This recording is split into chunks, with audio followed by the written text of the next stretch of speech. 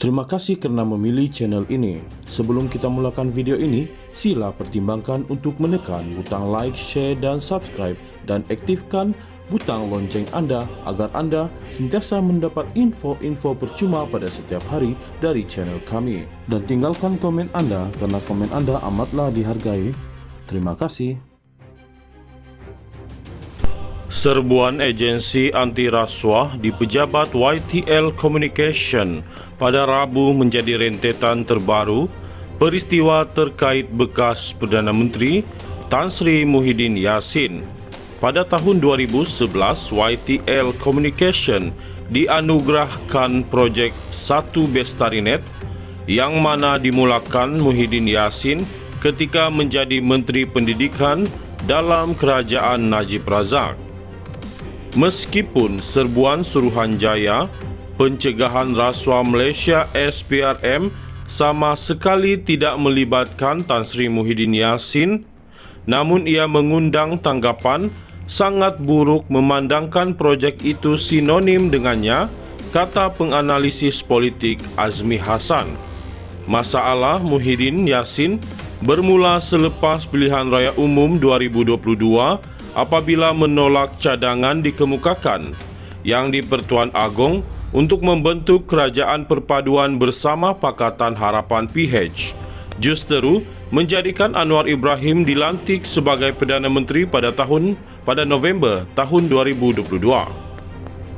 5 bulan kemudian, Muhyiddin Yassin didakwa salah guna kuasa dan penggubahan wang haram berkait program Janah Wibawa, inisiatif bagi membantu kontraktor Bumiputra yang dimulakan di bawah pakej ransangan COVID-19 ketika menjadi Perdana Menteri.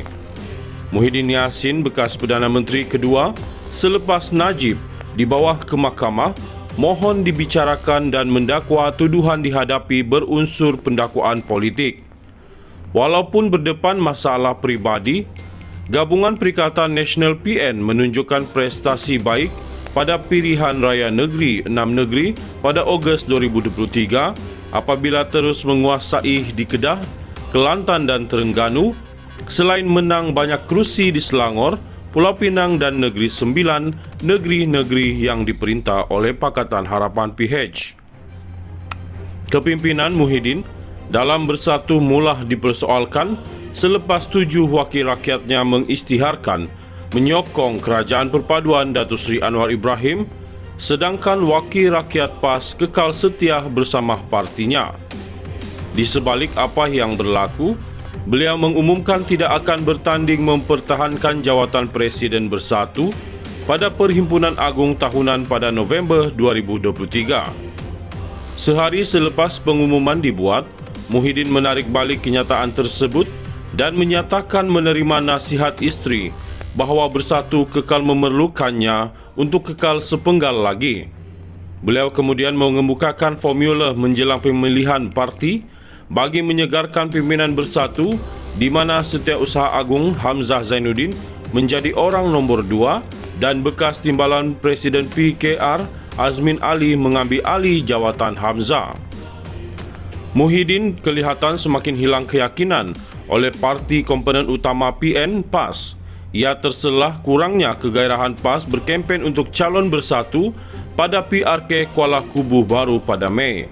Situasi itu semakin terang apabila PAS berjuang berhabis-habisan pada PRK Sungai Bakap sebulan kemudian dan menang kursi itu dengan majoriti besar 4,267 undi.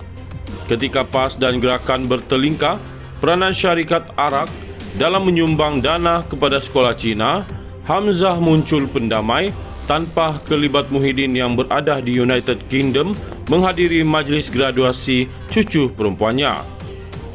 Bagaimanapun ucapan Muhyiddin pada kempen PRK Negeri Ogos lalu menjadi tamparan paling besar di depannya, sehingga membawa kepada pertuduhan di bawah akta hasutan. Dalam ucapannya, Muhyiddin didakwa mempersoal mengapa beliau tidak dijemput yang di Pertuan Agong Ketika itu, Al-Sultan Abdullah Sultan Ahmad Shah untuk dilantik Perdana Menteri selepas PRU 2022, walaupun mengatakan sudah mempunyai sokongan 115 ahli parlimen. Sambil mempertahankan kenyataan itu merupakan fakta, namun ia membawa akibat lain. Selain diheret berdepan pertuduhan di Mahkamah, Istana Pahang sendiri menyangkalnya. Penganalisis Ahmad Fauzi Abdul Hamid dari Universiti Sains Malaysia juga berkata, ucapan Muhyiddin antara penyumbang kekalahan PN di Nenggiri. PAS kemudian menjarakkan diri daripada Muhyiddin dengan timbalan Presiden PAS, Tuan Ibrahim Tuan Man menyokong titah Tengku Mahkota Pahang supaya Muhyiddin disiasat sambil menegaskan kesetiaan kepada Sultan Abdullah. Pada hari Muhyiddin didakwa kerana menghasut, kepimpinan atasan PAS tidak kelihatan, hanya Setiausaha Agung dan Ketua WIP Perikatan Nasional PN, Taqiyuddin Hasan hadir tanda sokongan terhadap pengerusi gabungan itu. Sambil pimpinan PAS cuba menafikan ketidakhadiran mereka, merujuk Ketua PAS Perak Razman Zakaria juga hadir pada prosiding, namun tidak pula mengulas kehadiran pemimpin lebih kanan seperti Presiden Abdul Hadi Awang, timbalannya atau seorang daripada 3 naib presiden. Namun isu terbaru siasatan SPRM terhadap Wan Bestarinet mungkin tidak menjadi hukuman mati terhadap kerjaya politiknya, kata penganalisis Azmi. Katanya, kontroversi Wan Bestarinet telah berlarutan sejak sekian lama dan hubung kait projek itu dengan Muhyiddin Yassin hanya kerana inisiatif berkenaan di bawah seliaannya.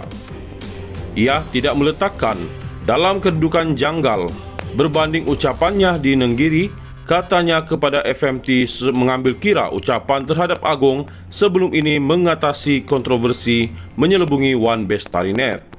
SPRM memulakan siasatan ke atas tuntutan bayaran bagi tender berkhidmatan Wan Bestarinet bernilai RM4 bilion yang dianugerahkan kepada YTL Communication Sdn Bhd YTL pada tahun 2011.